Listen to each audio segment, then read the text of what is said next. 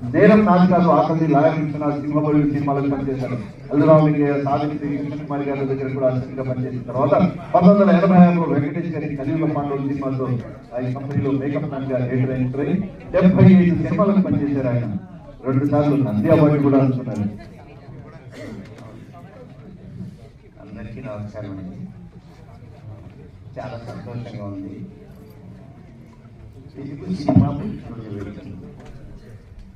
ఎందుకంటే ఇలాంటివి చేస్తూ టెక్నికల్స్ కానీ ఆర్టిస్ట్ కానీ ఎంతో మందికి ఎంకరేజ్ చేస్తుంది. కొత్త జీవితంలో అనిపిస్తూ ఉంటుంది.